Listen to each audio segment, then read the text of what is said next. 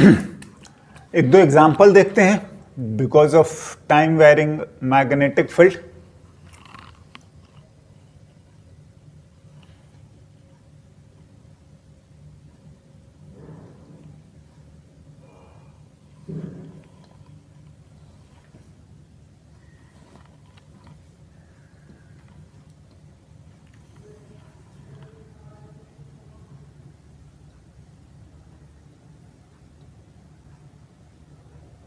इसका मतलब यह है कि बस टच ना करा है, उसके ऊपर से आया है ना।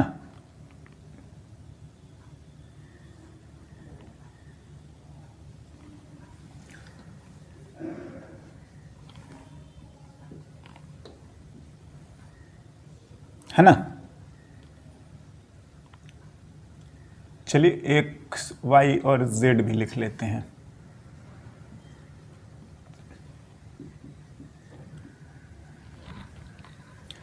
इसका दोनों स्क्वायर हैं, इसके साइड को ए लिखते हैं और इस वाले के साइड को बी लिखते हैं, है ना।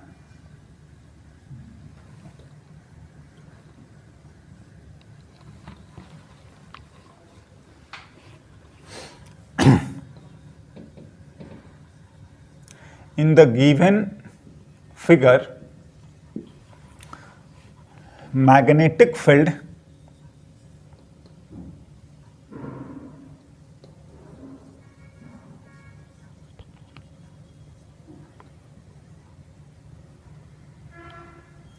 is changing as dB by dt, जो कि b डॉट है और ये कांस्टेंट है। हाँ, चेंजिंग यूनिफॉर्मली, है ना। And if wire has resistance small r per unit length, then find the current in both the loop, in both the loop। देखिए, अगर आप अलग अलग बात करोगे तो हमने आपको समझा रखा है, एक लूप का ईएमएफ निकालिए और उसका नहीं होता कि कर सकते हैं, रेजिस्टेंस से डिवाइड कर दीजिए।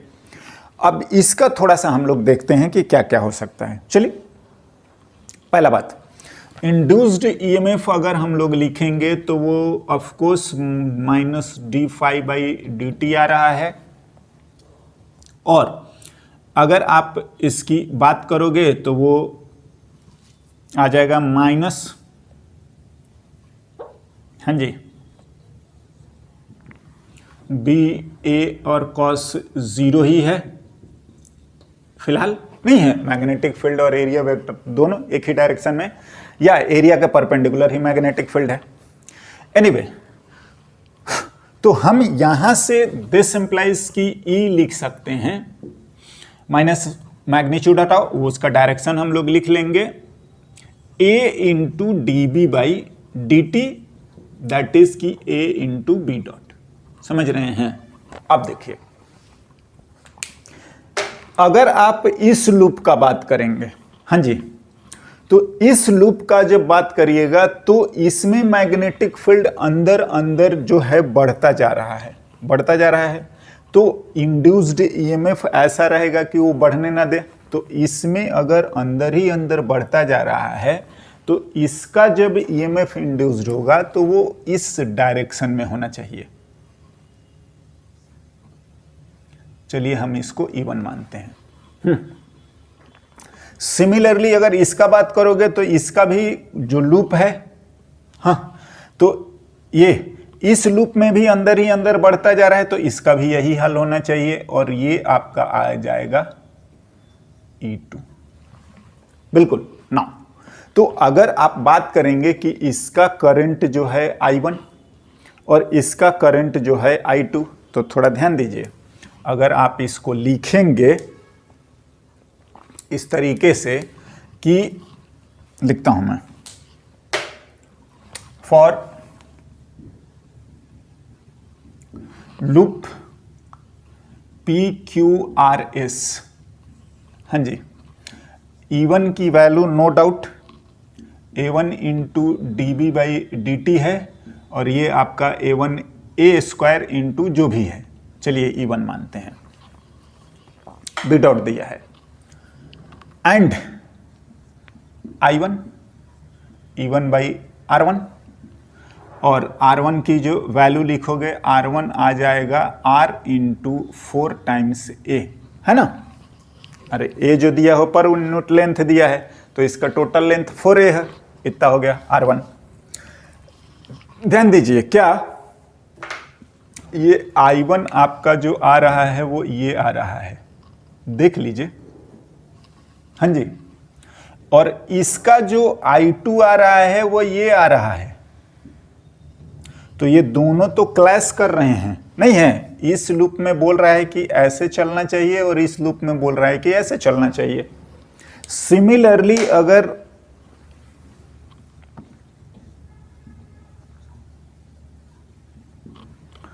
क्या है, S X Y and Z,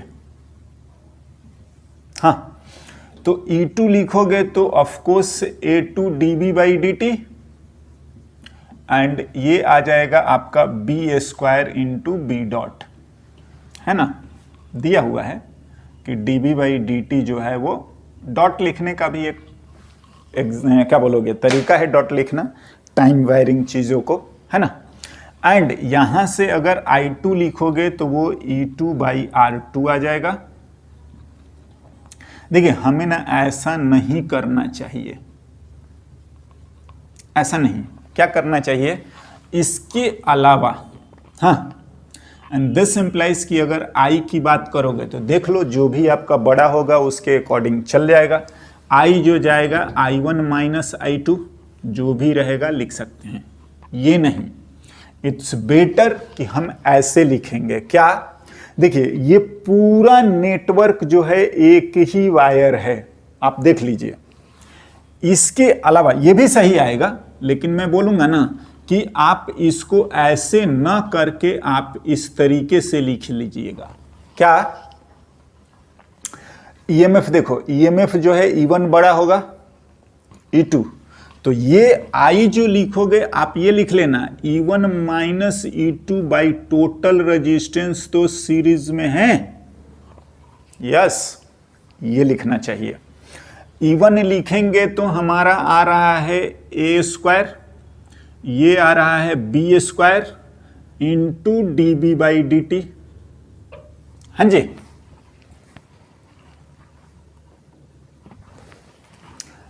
ना, और R1 और R2 अगर हम लोग लिखेंगे तो R4A प्लस 4B, समझ रहे हैं, और ये I आपका ऐसे भी उतना ही आ जाएगा, A प्लस B तो कैंसिल हो जाएगा, तो A minus B dB/dt upon,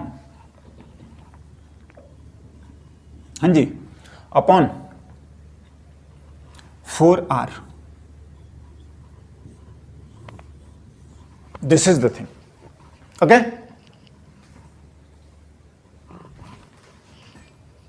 हाँ जी, बिल्कुल।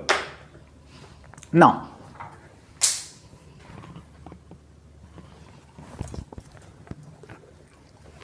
है ना, तो ध्यान से इस चीज को हम लोग इस तरीके से करना चाहिए, हमको इसके तरीके से नहीं। हाँ, ऑफ कोर्स E1 और E2 तो निकालना पड़ेगा, बस ये जो चीज है I1 एक होता है, I1 I2 अलग अलग नहीं, एक ही साथ, है ना। जितनी EMF है divided by total resistance, all the resistance are in what, series, okay. So this is more appropriate. Now एक और एग्जांपल हम इसका लिखते हैं।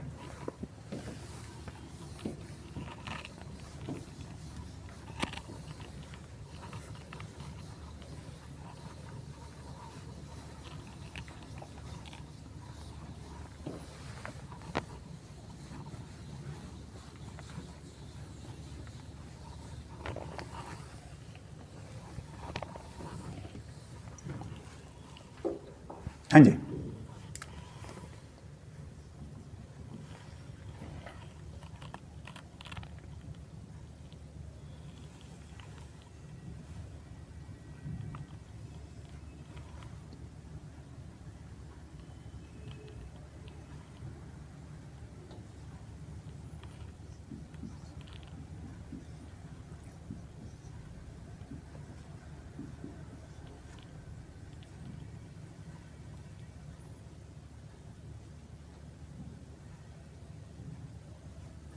लेंथ रॉड का एल, चलिए ये पी एंड क्यू लिख लेते हैं, एंड सेंटर से इसके डिस्टेंस को हम लोग से डी बोल देते हैं, है ना।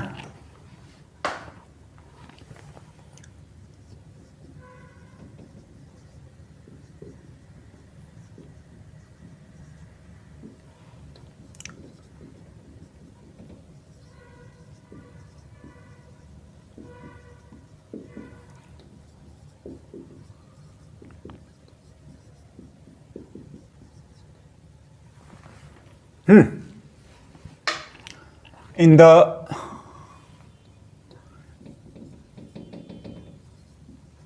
cylindrical region,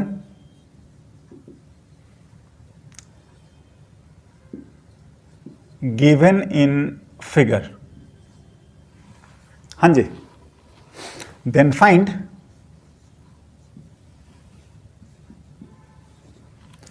the induced EMF in rod PQ as a chord, है ना। इसको जो प्लेस कर रखा है इसमें हमें बताना है, right. Rod PQ as a chord having length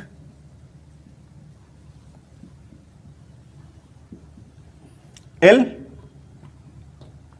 है ना, जो भी है, which is placed at a distance d from the center, which is placed at a distance d from center। अगर फिगर दे दिया है तो फिर तो ज़्यादा टेंशन वाला मैटर नहीं है, है ना। अब हमें P से Q के रॉड जो है इसमें कितना इंड्यूस्ड ईएमएफ होगा ये अपने को बताना है। कैसे बताएंगे देखते हैं ना, देखिए सॉल्व करते हैं पूरा ही। नो डाउट ये जो टाइम वेयरिंग चल रहा है वो तो चलेगा ही चलेगा,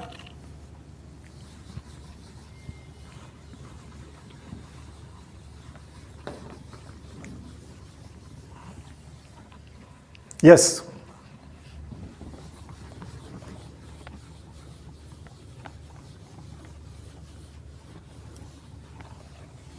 देखिए दो तरीके हैं, क्या क्या पहले हम बताते हैं। हम लोग कुछ नहीं तो इनसाइड इलेक्ट्रिक फील्ड तो जानते हैं, है ना। लिखते हैं सॉल्यूशन।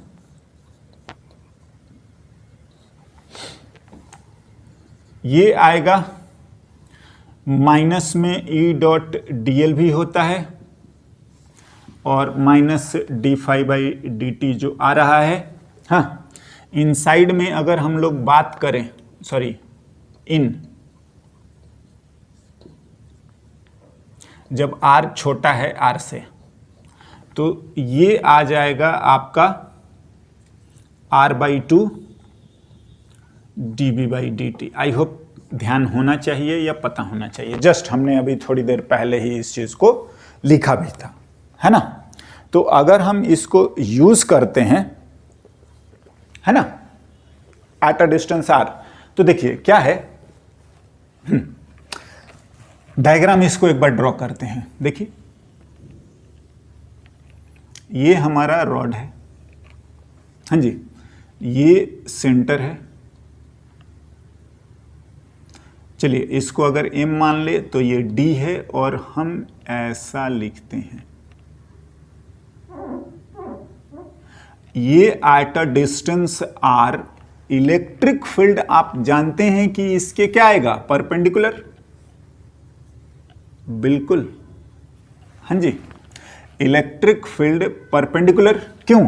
क्योंकि इलेक्ट्रिक फील्ड जो है आपका वो तो, हाँ अभी अभी बताया है कि ये आपका कैसा आता है, नॉन कंजर्वेटिव सर्कुलर आएगा ना, आर डिस्टेंस पे। हाँ जी बिल्कुल। ये इलेक्ट्रिक, अगर मैग्नेटिक फील्ड का डायरेक्शन हम लोग इस तरीके से माना है और ये इंक्रीजिंग है, तो हमारा ईएमएफ जो होगा वो ऐसा डेवलप होगा, समझ रहे हैं? बिल्कुल। और इलेक्ट्रिक फील्ड का डायरेक्शन हमारा ये रहेगा।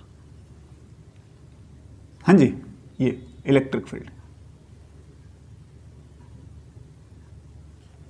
ना मैं ये बात कर रहा हूं कि अगर हम लोग इसको थीटा मानते हैं, ये 90 माइनस थीटा, तो ये भी कितना हो जाएगा, थीटा। और डीएल अब हमें तो ये इधर आएगा ना, क्योंकि हमें जो लिखना है वो P से Q का लिखना है। बिल्कुल ना,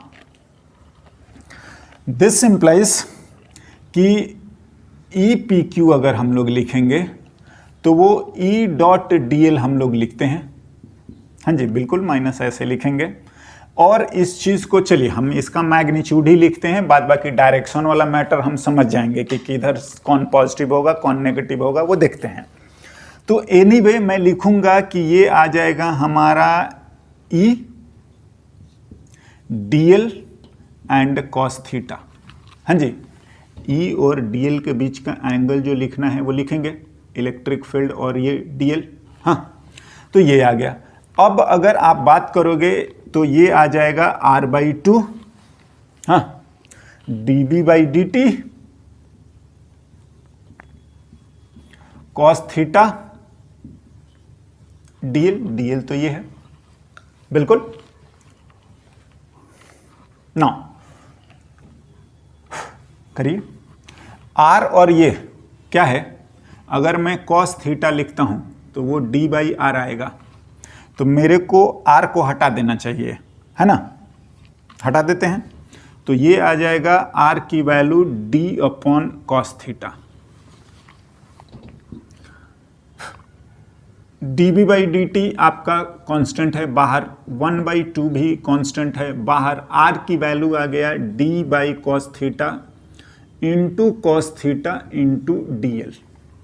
हाँ जी, cos थीटा से cos थीटा भी कैंसल, D को भी बाहर, 1/2 इसको आप चाहें तो B डॉट लिखना है लिखिए, D को भी बाहर लिखिए, और ये आ रहा है DL। हाँ, P से Q वाला ही लिख रहे हैं। DL total length of rod L है, बिल्कुल लेंथ L दिया है। ये आ गया 1/2 dB/dt जो लिख रखा है इंटू L। ये आ गया आपका 1/2 DL, हाँ जी, L into D into dB/dt। I hope आपको समझ में आना चाहिए। dB/dt इंटू ये एरिया लिखा हुआ है, फिर एरिया जो है ना वो कौन सा एरिया लिखा है, 1/2 into L into sorry D। हाँ, एरिया ऑफ दिस ट्रायंगल,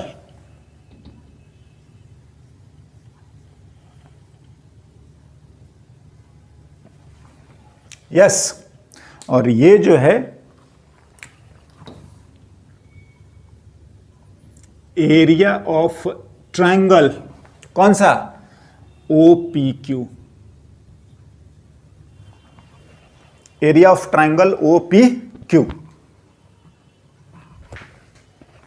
हाँ जी बिल्कुल, और ये हमारा आंसर है, राइट ना। इसको भी अगर हम लोग थोड़ा और ध्यान से करें, या नहीं बोलेगा शॉर्टकट वाला बात, तो देखिए, देखते हैं। दूसरा तरीका इसका क्या है करने का, देखिए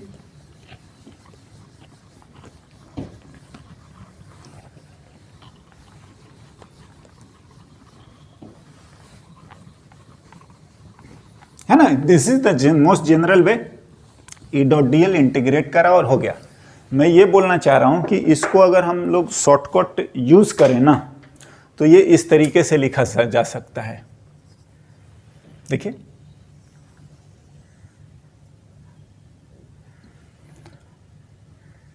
O है, ये हमारा रॉड है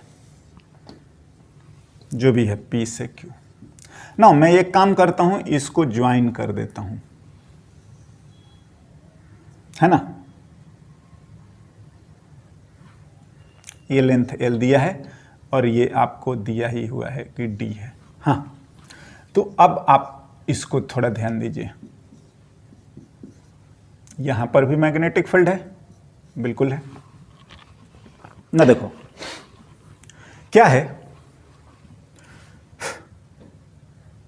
अगर हम लोग इस एरिया का लिखें फॉर ट्रायंगल OPQ, तो अगर आप E लिखोगे तो -d∅dt हम लोग लिखते हैं। हाँ जी, चलिए मैं इसके मैग्नीट्यूड पर बात कर रहा हूं और फाई की वैल्यू को जो है वो BA और cos 0 हो चुका है और यहां से आ जाएगा A इंटू dB/dt, बिल्कुल ना।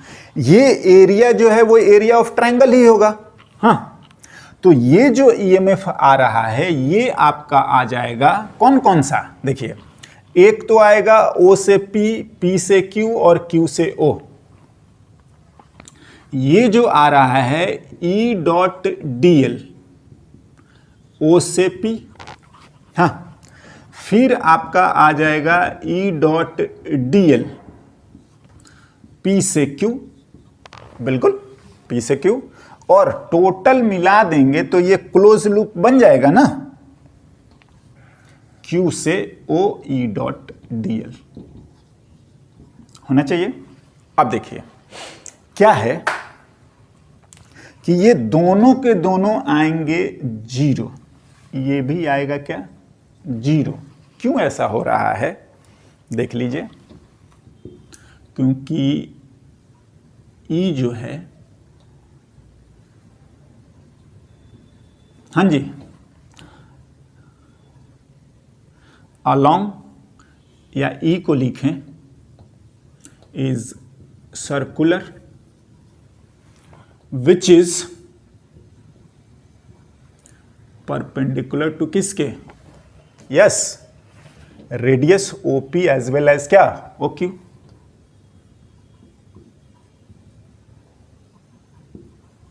as radius,